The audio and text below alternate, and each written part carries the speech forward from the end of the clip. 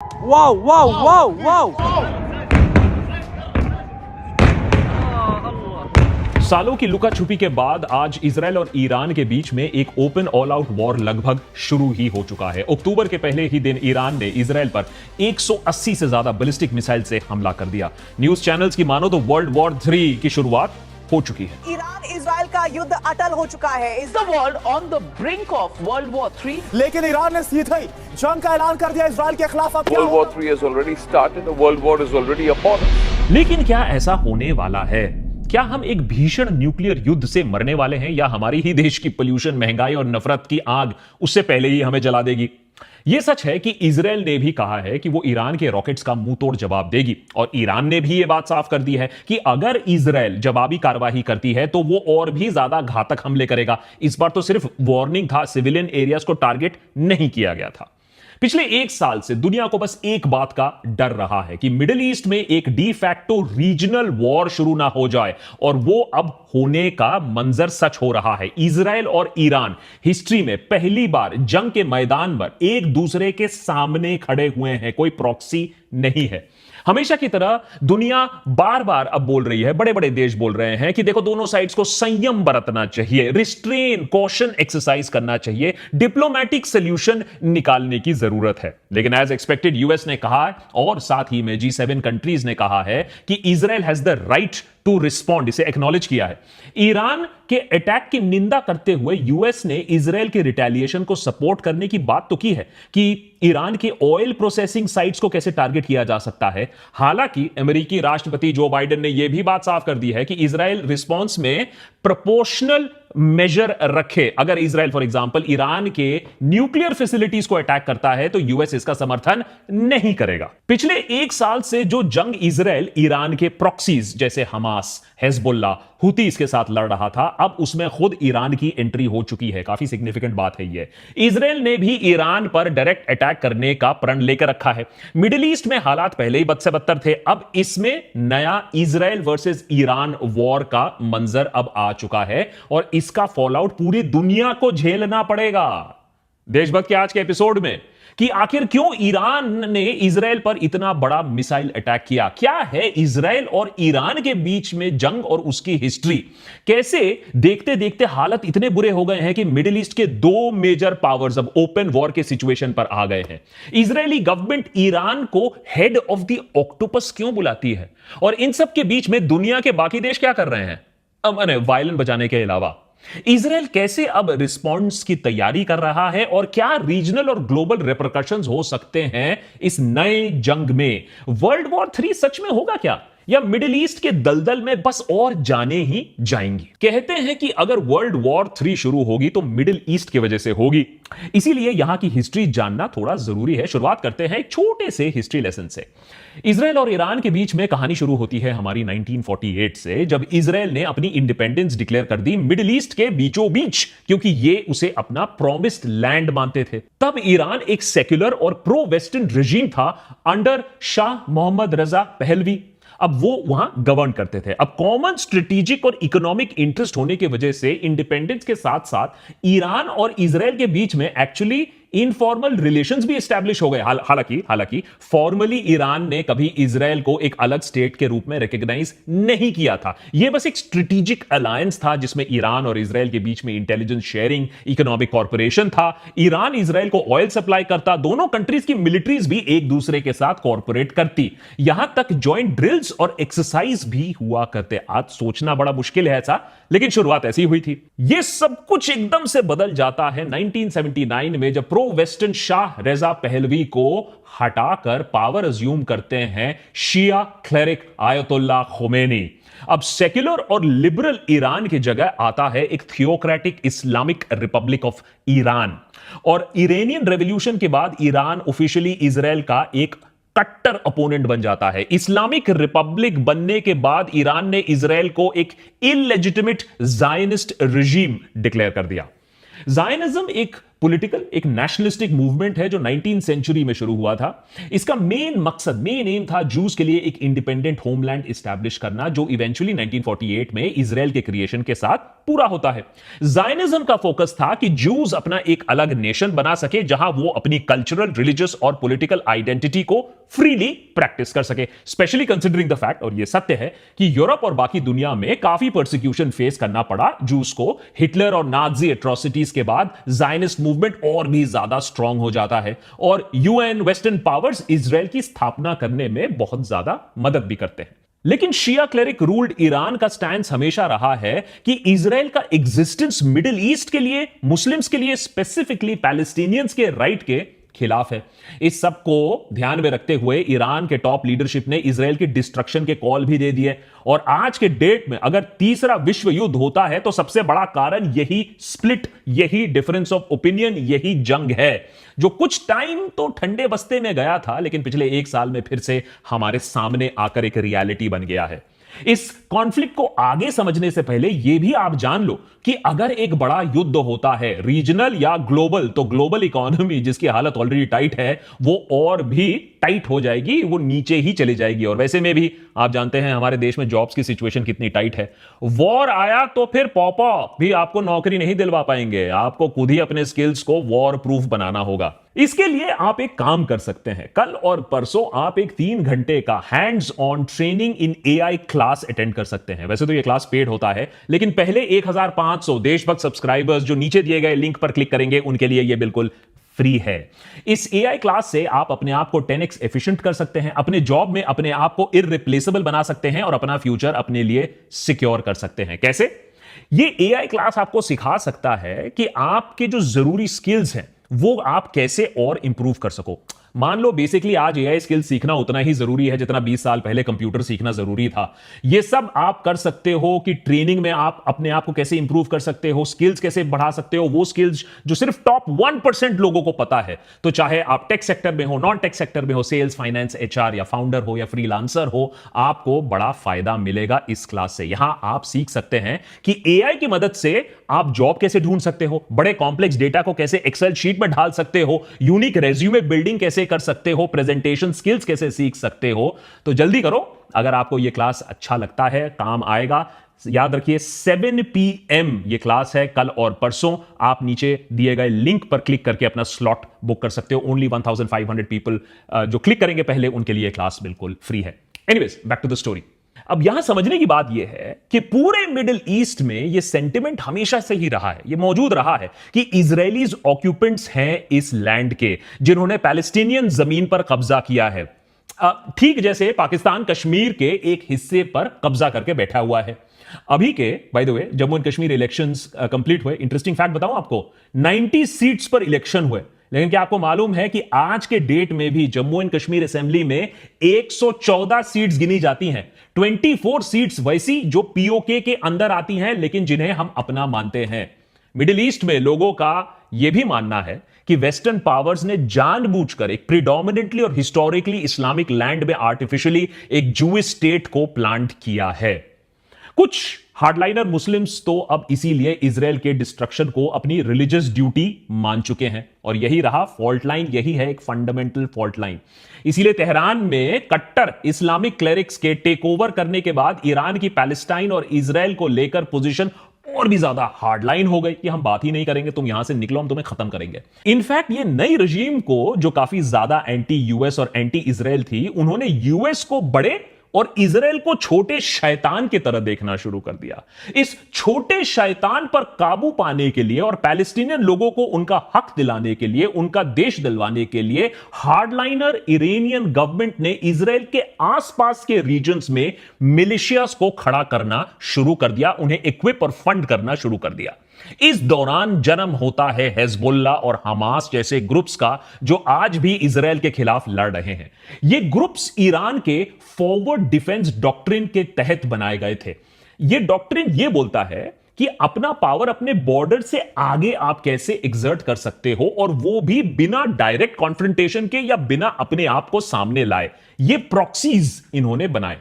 1990s में याद रखिए ईरान का न्यूक्लियर प्रोग्राम भी धीरे धीरे उभरने लगा था। ईरानियन लीडरशिप मानती थी कि अगर उनके पास न्यूक्लियर वेपन्स होंगे तो यूएस उनका रेजिम चेंज करने या उन पर आक्रमण करने का सोचेगा भी नहीं।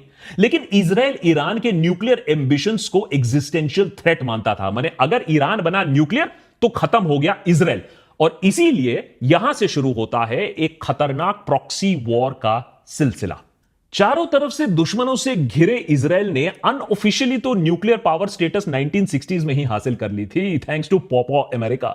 लेकिन वो हरगिज नहीं चाहता था कि मिडिल ईस्ट में कोई भी और देश हो जो न्यूक्लियर वेपन पोजेस करने के आसपास भी भटके। इजराइल का बेगिन डॉक्ट्रिन इसीलिए इस्तेमाल किया गया। यह डॉक्ट्रिन क्या है? यह डॉक्ट्रिन अलाउ करता है इजराइल को कि वो कहीं भी अगर कोई भी एंटी इजराइल देश हो उसके आसपास, उसे वो न्यूक्लियर वेपन्स या कोई भी वेपन ऑफ मास डिस्ट्रक्शन बनाने ही नहीं देगा। इजराइल की पॉलिसीज, इजराइल का पॉलिटिक्स, इजराइल का डॉक्ट्रिन अलाउ करता है कि वो किसी देश के भी जाकर वेपन्स डिस्ट्रॉय कर देगा जो इजराइल को थ्रेटन कर सकता है इन द फ्यूचर। इजराइल ने इसी डॉक्ट्रिन के तहत 1981 में इराक के ओजिरक न्यूक्लियर रिएक्टर पर मिलिट्री स्ट्राइक्स किए थे। इजराइल का कहना था कि सद्दाम हुसैन वहां पर न्यूक्लियर वेपन्स बना रहे थे, कोई peaceful use of nuclear energy नहीं होने वाला था। ईरान के बढ़ते न्यूक्लियर एम्बिशंस को देखते इजराइल ने यही डॉक्ट्रिन ईरान के अगेंस्ट भी यूज किया, लेकिन इस बार फाइटर प्लेन्स इस्तेमाल नहीं किए गए। साल 2007 से एक एक करके ईरान के टॉप न्यूक्लियर साइंटिस्ट मिस्टीरियसली मरने लगे या उन्हें असैसिनेट कर दिया गया। इन सब मिस्टीरियस किलिंग्स में इजराइल के मोसाद इंटेलिजेंस एजेंसीज का हाथ माना जाता है। इनमें सबसे famous case and dramatic case था मोहसिन फखरीजदे का, जो ईरान के टॉप न्यूक्लियर साइंटिस्ट थे। न्यूयॉर्क टाइम्स के एक रिपोर्ट के अनुसार उन्हें मारने के लिए इजराइल ने एक एआई रोबोट और एक रिमोट कंट्रोल्ड मशीन गन का इस्तेमाल किया था। तो किस लेवल पे आप देख लीजिए इजराइल काम कर रहा है।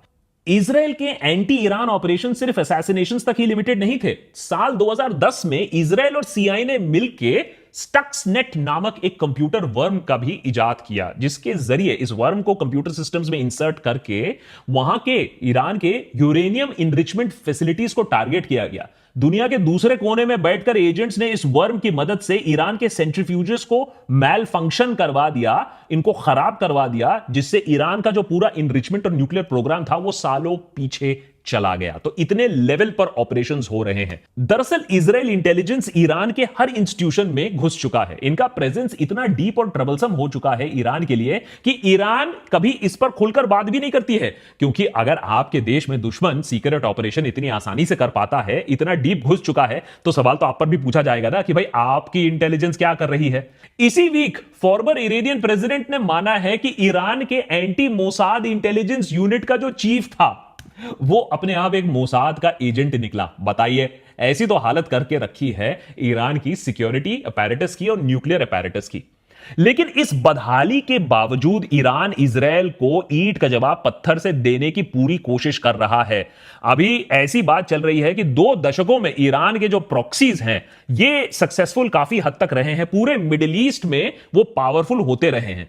हिजबुल्ला, हमास तो है ही, अब येमेन में हुतीज भी अपना पकड़ वहां मजबूत कर रहे हैं। पैलेस्टीनियंस पर दशकों से जुल्म होते आए हैं, इस पर भी कोई डिबेट नहीं है। और वहां गजा में एक ओपन प्रिजन में रह रहे हैं, इस पर भी कोई डिबेट नहीं है। इसी एक्सप्लॉयटेशन, इसी डेस्परेशन का फिर फायदा उठाती है हमास। और 1 साल पहले हमास कुछ ऐसा प्लान कर देती है जिससे मिडिल ईस्ट में मानो आग सी लग गई। 7 अक्टूबर 2023 को ईरान के इशारे पर हमास इजराइल पर एक बड़ा आतंकी हमला करती है, जिसमें 1200 से ज्यादा लोगों की जाने जाती है, 250 से ज्यादा लोगों को बंधक बना दिया जाता है।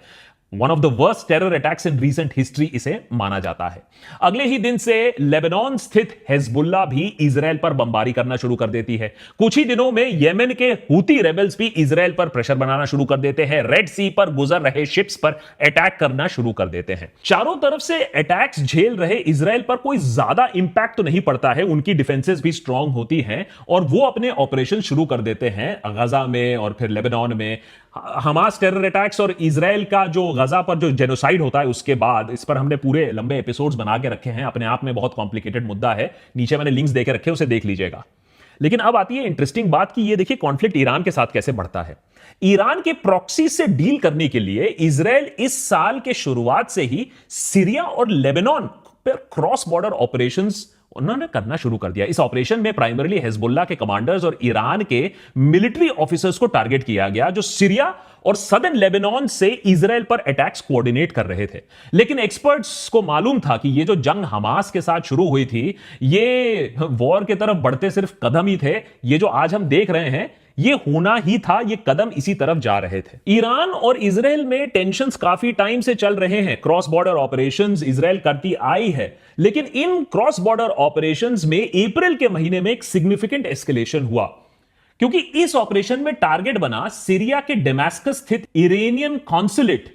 ये अटैक दो कारणों से ईरान पर एक डायरेक्ट अटैक माना जा सकता है। पहला तो किसी भी देश का एम्बेसी या डिप्लोमेटिक मिशन उस देश का हिस्सा माना जाता है, यानी कि सीरिया में जो एयर स्ट्राइक हुआ इरानियन कॉन्सुलेट पर, वो सीरिया में नहीं, वो बल्कि इरानियन सॉइल पर एयर स्ट्राइक माना जा सकता है। दूसरा कि इस अटैक में इस्लामिक रेवोल्यूशनरी गार्ड कोर के 7 ऑफिसर्स इंक्लूडिंग 2 टॉप जनरल्स मारे गए। अब ये भी देखिए, ईरान के प्रॉक्सीज की बात अब नहीं कर रहा हूं, ये ऑफिशियल्स इरानियन कमांडर्स थे। जाहिर सी बात है कि ईरान ने भी रिटेलिएट करने की बात की, डायरेक्ट अटैक करने की बात की। ईरान ने 13 अप्रैल को इजराइल पर 300 से ज्यादा प्रोजेक्टाइल्स फायर किए थे, मिसाइल्स, ड्रोन्स के तौर पर। लेकिन उस वक्त यूएस, फ्रांस, यूके, यहां तक कि सऊदी अरेबिया और जॉर्डन जैसे अरब देश ने भी इस अटैक को रिपेल करने में इजराइल की मदद की। ज्यादातर प्रोजेक्टाइल्स इंटरसेप्ट कर लिए गए, अटैक फेल हो गया, लेकिन इजराइल पर फिर भी जवाबी कार्रवाई इजराइल ने लॉन्च किया, इजराइल ने रिटेलिएट किया। इस अटैक में कुछ ही दिनों के अंदर ईरान के इस्फहान शहर के पास स्थित एक स्मॉल साइज्ड क्वाडकॉप्टर ड्रोन के एक एयर डिफेंस बैटरी को टारगेट किया गया। हालांकि ईरान या इजराइल ने कभी भी इस अटैक को ऑफिशियली एक एक्ट ऑफ रिटेलिएशन की तरह एक्नॉलेज ही नहीं किया और बात आगे नहीं बढ़ी, उसको दबा दिया गया। लेकिन इस अटैक से ईरान को एक डीपर मैसेज जरूर कन्वे कर दिया गया। दरअसल इस्फहान शहर में ही ईरान का सीक्रेट न्यूक्लियर प्रोग्राम भी स्थित है और इसी जगह पर एक स्मॉल स्केल अटैक करके इजराइल ने ईरान को बता दिया कि बॉस, हमें पता है आपके सेंसिटिव लोकेशंस के बारे में, तो थोड़ी सी मर्यादा रखिए। अगले ही महीने तत्कालीन ईरानियन प्रेसिडेंट इब्राहिम रईसी की हवाई दुर्घटना में मौत हो जाती है। इस पर भी कुछ कंट्रोवर्शियल थियरीज हैं, कंस्पिरेसी थियरीज हैं, पर वैसा कुछ एंगल अभी ऑफिशियली सामने नहीं आया है कि इसमें भी इजराइल का हाथ हो सकता है। लेकिन जैसा हमने आपको पहले भी वीडियो में बताया था कि जुलाई के महीने में फिर ईरान में हमास लीडर इस्माइल हानिये को भी मार गिराया जाता है। यह कोई एक्सीडेंट नहीं था, यह कोई इंसिडेंट नहीं था। इसके लिए ईरान ने ऑफिशियली इजराइल को ब्लेम किया है, एलिगेशंस लगाए हैं। इजराइल ने भी कभी हानिया की मौत में अपने रोल को डिनाई नहीं किया। उस वक्त भी ईरान ने हानिया की मौत का बदला लेने की बात की थी, लेकिन फिर से बैक चैनल टॉक्स हुए, यूएस ने इंटरवेंशन किया और मामला फिर से दबा दिया गया। रेड लाइन तो क्रॉस हुआ, लेकिन अभी भी एक्ट नहीं हुआ। लेकिन कितनी बार रफा दफा कराओगे, क्योंकि अब आता है पूरा एक सीरीज ऑफ मेजर एस्केलेशन, जिसको ईरान कह रहा है रेड लाइन आपने बार बार क्रॉस किया है। लेबनान में पेजर और वॉकी टॉकी अटैक्स किए, फिर हिजबुल्लाह चीफ नसरल्लाह और इरानियन कमांडर का भी बेरूट में असैसिनेशन हो गया, और अब लेबनान में आईडीएफ ने तो ऑन ग्राउंड इन्वेजन शुरू कर दिया है।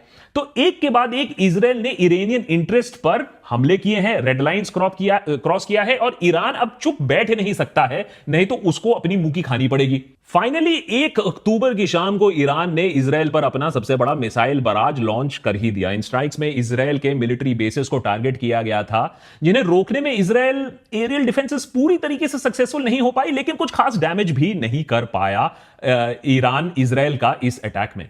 लेकिन जिस वक्त आसमान में ये मिसाइल्स बरस रहे थे, उससे कुछ ही मिनट पहले तेल अवीव के सदर्न रीजन में एक मेजर टेरर अटैक हुआ। हमास के 2 आतंकी गन्स लेकर एक ट्रेन स्टेशन और उसके आसपास एरियाज में शूटिंग करते हैं, और इस ट्रैजिक इंसिडेंट में 7 इजरायली मारे जाते हैं। इससे बस एक ही बात दिखाई जाती है कि भैया देखो, आपके पास हाईटेक होगा, मिसाइल्स हो, एयर डिफेंस हो, आयरन डोम हो, लेकिन ये टेरर अटैक्स आप कैसे रोक पाओगे? ये तो चलते ही रहेंगे वॉर के बाद भी।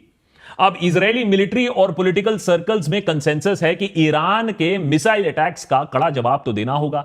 अभी तक इजराइल ने अपना फाइनल रिस्पॉन्स डिसाइड नहीं किया है। इस एपिसोड को रिकॉर्ड करते समय शायद कुछ दिनों में आपको दिख जाए, लेकिन रिपोर्ट्स की माने तो इजराइल ईरान के एयर डिफेंस के साथ साथ उसके ऑयल प्रोडक्शन यूनिट्स पर हमला करना चाहता है। ईरान पर पहले से ही क्रिपलिंग सैंक्शंस लगा के रखे हैं इंटरनेशनल कम्युनिटी और यूएस ने, जिसके उससे इकोनॉमी ऑलरेडी बहुत बुरी हालत में है ईरान की। अब ऐसे में उसके ऑयल फैसिलिटीज पर अगर एक अटैक होता है तो सिर्फ ईरान की ही नहीं बल्कि पूरी दुनिया की इकोनॉमीज पर नेगेटिव इंपैक्ट पड़ने वाला है, आप पर और हम पर भी पड़ने वाला है, क्योंकि ईरान ने कह दिया है कि अगर उसकी ऑयल फैसिलिटीज को टारगेट करोगे तो मिडिल ईस्ट से एक बूंद तेल बाहर नहीं जाने देंगे हम। उधर इजराइल के प्राइम मिनिस्टर नेतन्याहू ने पहले से ही ईरान के लोगों को सीधा एड्रेस करना शुरू कर दिया है, हिंट देना शुरू कर दिया है कि वो ईरान में सत्ता पलट करना चाहते हैं। अक्टूबर 1 अटैक के बाद भी उन्होंने कहा कि ईरान की सरकार ने एक बहुत बड़ी गलती की है और इसका नतीजा भुगतना पड़ेगा। लेकिन इजराइल का मुकाबला अब किसी प्रॉक्सी टेरर ग्रुप से नहीं हो रहा है बल्कि खुद ईरान से हो रहा है। इजराइल और ईरान की मिलिट्री कैपेबिलिटीज अगर आप आमने सामने देखें तो कांटे की टक्कर नजर आती है। इजराइल के पास रफली 1,70,000 एक्टिव ड्यूटी सोल्जर्स हैं, जबकि ईरान के पास इसके मुकाबले कई ज्यादा, लगभग 5 लाख से भी ज्यादा एक्टिव ड्यूटी पर्सनल हैं। यहां Iran man power, in terms of man power तो आगे है, लेकिन याद रखिए इजराइल की रिजर्व फोर्स काफी स्ट्रांग है, करीबन 4.5 लाख के आसपास इसमें लोग और भी शामिल हो सकते हैं। तो टोटल मिलिट्री फोर्स तो सब्सटेंशियल उनका भी बनता है। ग्राउंड फोर्स के लिए ईरान का Islamic revolutionary guard core IRGC है और उसकी रीजनल जो मिलिशियाज हैं, हिजबुल्लाह है, प्रॉक्सी वॉरफेयर करते हैं और ये काफी स्ट्रांग है प्रॉक्सी वॉरफेयर करने के लिए। इजराइल के पास on the other hand well trained conventional ground force है, लेकिन एसिमेट्रिक वॉरफेयर करने के लिए ईरान यहां उनका ज्यादा स्ट्रेटेजिक अलायंस है। लेकिन याद रखिए वहीं इजराइल के पास फौफा अमेरिका भी है, उनका हाथ भी है अमेरिका का। हालांकि जियोग्राफिकल डिस्टेंस को देखते हुए एक army to army ground combat हमें दिखता नहीं है, इतना आसान होने वाला नहीं है कि वो लेबनान के थ्रू ट्रूप्स भेजे। ज्यादा चांसेस ये हैं कि जंग अब हवा में लड़ी जाएगी और एयर पावर में इजराइल काफी आगे है। इजराइल के पास 600 से ज्यादा एयरक्राफ्ट है, including advanced F-35 stealth fighter, जो कि अमेरिका वैसे ज्यादा देशों को देता नहीं है। सैंक्शंस की वजह से ईरान का जो एयरफोर्स है वो काफी डिप्लीटेड है। माना जाता है 300 से 500 एयरक्राफ्ट हो सकते हैं, लेकिन वो outdated Russian and Chinese models हैं। उनके पास कोई लेटेस्ट एडवांस्ड एयरक्राफ्ट सिस्टम्स नहीं है, उनके एयर डिफेंसेस भी उतने केपेबल नहीं है जितना कि इजराइल का है। मिसाइल कैपेबिलिटीज की अगर हम बात करें तो ईरान फिर से काफी स्ट्रांग नजर आता है। ईरान के पास 3,000 से ज्यादा बैलिस्टिक और क्रूज मिसाइल्स हैं, जिनमें लॉन्ग रेंज बैलिस्टिक मिसाइल भी शामिल हैं। मिडिल ईस्ट के किसी भी कोने को वो टारगेट कर सकते हैं। इजराइल के पास भी बैलिस्टिक मिसाइल्स हैं, लेकिन उनका मिसाइल डिफेंस सिस्टम जैसे आयरन ड्रोम, डेविड स्लिंग, एरो 3 काफी इफेक्टिव है कि अगर उन पर कोई अटैक करे तो वो अपने आप को बचाव कर सकते हैं। तो भाई जब कांटे की टक्कर है, जब इतनी लंबी रंजिश है, तो फिर क्या हम वर्ल्ड वॉर 3 का मंजर देख रहे हैं? न्यूज चैनल में तो वर्ल्ड वॉर 3 शुरू हो चुका है। न्यूज चैनल तो कहीं भी वर्ल्ड वॉर 3 शुरू कर दे, यूक्रेन रशिया भी शुरू कर दे, ईरान इजराइल भी शुरू कर दे। उन्होंने तो वर्ल्ड वॉर 3 नहीं, वर्ल्ड वॉर 56 कर चुके होंगे अभी टीवी स्क्रीन पर। लेकिन फैक्ट तो यही है कि अगर वर्ल्ड वॉर हो सकता ना, तो अभी पिछले 1 साल में हो चुका होता। वर्ल्ड वॉर 3 किसी को नहीं चाहिए, बस सब अपनी इज्जत बचाने की कोशिश कर रहे हैं। समझाता हूं कैसे। ईरान जानता है कि अगर इजरायली सिविलियंस को वो ज्यादा मारेगा तो एस्केलेशन होगा, एस्केलेशन होगा तो अमेरिका वॉर में इन्वॉल्व हो जाएगी, अगर फौफा वॉर में इन्वॉल्व हो जाएगी तो उनकी हालत और खराब हो जाएगी। उधर इजराइल यही चाहती है बाय द वे कि फौफा अमेरिका आए, मैं नहीं कर सकता हूं, अमेरिकन ट्रूप्स आए, अमेरिकन टैक्स पेयर मनी आए और फिर से एक जंग छिड़ जाए, जैसे कि इराक में हुआ था, जैसे अफगानिस्तान में हुआ था, अब ईरान के साथ भी हो जाए। अब ईरान की प्रॉब्लम यह है कि अगर वो अमेरिका के डर से दुबक कर बैठ जाती है तो उसकी जो क्रेडिबिलिटी है, वो जो रीजनल पावर स्टेटस है, उसका जो नेटवर्क है, वो बुरी तरीके से चरमुरा जाएगा। इसीलिए वो बार बार कोशिश कर रही है कि अपने आप को असर्ट करे इजराइल के सामने, बार बार मिसाइल लॉन्च करे। होता कुछ नहीं है, लेकिन लॉन्च कर रही है मिसाइल। इजराइल के पास भी ऑप्शंस एक्चुअली लिमिटेड हैं। आप सोशल मीडिया छोड़ दीजिए, हिजबुल्लाह लीडरशिप को आपने मार गिराया, पेजर्स आपने एक्सप्लोड करा दिए, टैक्टिकल एडवांटेज आपको मिल गया, हेडलाइंस आपको मिल गया, हवा आपके तरफ बहने लगी, लेकिन इससे वॉर्स नहीं जीते जाते। आप देख लो 1 साल बाद क्या हुआ है। हमास जैसे फोर्स को भी आप पूरी तरीके से हरा नहीं पाए, ना आपके हॉस्टेजेस आपके पास वापस आ पाए हैं, और लेबनान में तो ग्राउंड इन्वेजन करने के साथ साथ ही इजराइल के ट्रूप्स मारे जाने लगे हैं। इसीलिए यूएसए इजराइल से कह रहा है कि भैया तुमने बहुत कुछ हासिल कर लिया है, अब पीछे हट जाओ। लेकिन नेतन्याहू का तो मानना है कि मौका यही है, ईरान के न्यूक्लियर साइट्स को हिट करो और उसे न्यूक्लियर थ्रेशोल्ड स्टेट से नो न्यूक्लियर स्टेट की तरफ ले जाओ। लेकिन कहीं ना कहीं इजराइल और अमेरिका दोनों ये जानते हैं कि वो ईरान पर जंग शुरू तो कर सकते हैं, लेकिन उसे खत्म नहीं कर पाएंगे। यह बात अमेरिका ने इराक में रियलाइज किया, यह बात अमेरिका ने अफगानिस्तान में रियलाइज किया, यह बात इजराइल ने लेबनान में रियलाइज किया कि वो एक वाइडर वॉर, एक ग्राउंड इन्वेजन नहीं कर पाएंगे, उसमें सक्सेसफुल नहीं हो पाएंगे, उसमें सिर्फ जाने ही जाने वाली है और एक स्टेलमेट बन जाएगा। और जितना भी नेतन्याहू टीवी पर बोल ले, ईरान का रजीम चेंज इतना आसान नहीं होगा। लोग अपने ही रजीम के अगेंस्ट, अपने ही रजीम के खिलाफ बात नहीं करेंगे जब बाहर से कोई इन्वेजन होगा। और हो सकता है अगर रजीम चेंज हो जाए तो ऑल्टरनेटिव और भी कट्टर निकले, इसकी कोई गारंटी नहीं है। इस सब के बीच में भारत को भी एक बैलेंसिंग गेम खेलना होगा। हमारे रिलेशंस देखिए इजराइल से एक तरफ कितने अच्छे हो रहे थे धीरे धीरे, लेकिन शुरुआत से भारत ने यह भी कहा है कि हम एक 2 स्टेट सोल्यूशन का हल चाहते हैं, कि पैलेस्टाइन को अपना स्टेट मिले, उनका अपना हक मिले और इजराइल भी वहां शांतिपूर्वक रहे। लेकिन इस बात को इजराइल नहीं मानता है। हमारे रिलेशंस ईरान से दशकों से बहुत अच्छे रहे हैं, हम उनसे एनर्जी भी लेते हैं और आज तक भारत ने हिजबुल्लाह को एक डेजिग्नेटेड टेरर ग्रुप घोषित नहीं किया है। अगर मिडिल ईस्ट में बात बढ़ती है, युद्ध बढ़ती है और एक बड़ा युद्ध छिड़ जाता है तो हमारा ऑयल इंपोर्ट आधे से भी ज्यादा घट जाएगा। ये सारी बातें दिखाती हैं कि मिडिल ईस्ट कितना कॉम्प्लिकेटेड है और हमारा रोल भी उसमें कितना कॉम्प्लिकेटेड है और दुनिया भर की पीस एंड स्टेबिलिटी भी उससे कितनी ज्यादा इंटरलिंक्ड है। युद्ध कितना बढ़ेगा, इस पर तो बड़े बड़े विद्वान इस सवाल पर लगे हुए हैं, लेकिन गजा में लोग अभी भी डिस्प्लेस्ड हैं, बच्चे अभी भी टेंट में रह रहे हैं, सर्दी का मौसम फिर से आने वाला है, न कोट है, न मोजे हैं, न साफ पानी है, न ठीक से खाना है। बच्चे फिर से हाइपोथर्मिया से मरेंगे, इस बात की मैं गारंटी ले सकता हूं। और बड़े बड़े देश हाइपरसोनिक मिसाइल एक दूसरे पर दागते रहेंगे।